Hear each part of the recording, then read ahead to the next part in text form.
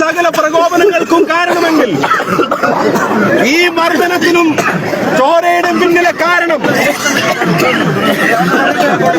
നിങ്ങളുടെ സ്വർണ്ണക്കടത്ത് ഒളിച്ചു വെക്കാനുള്ള മറച്ചു വെക്കാനുള്ള വ്യാമോഹമാണെങ്കിൽ രണ്ടിനും മറുപടി പറയാൻ ആഗ്രഹിക്കുന്നു. ഒന്ന്, ഇതിലും വലിയ പരാജയം പേരാമ്പ്രയിൽ നിങ്ങൾക്കുണ്ടായിരിക്കുമെന്ന് പറയാൻ ആഗ്രഹിക്കുന്നു.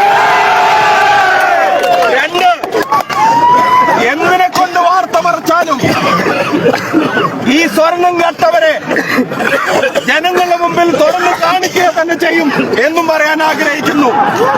മൂന്ന്, പോലീസിനോട് ശമ്പളം പാർട്ടി ഓഫീസിൽ നിന്നല്ല, ആ ഓർമ്മ വേണം. ഇപ്പൊ ചെയ്ത പണിക്കുള്ള മറുപടി അത് ഞങ്ങൾ നൽകുന്നതായിരിക്കും.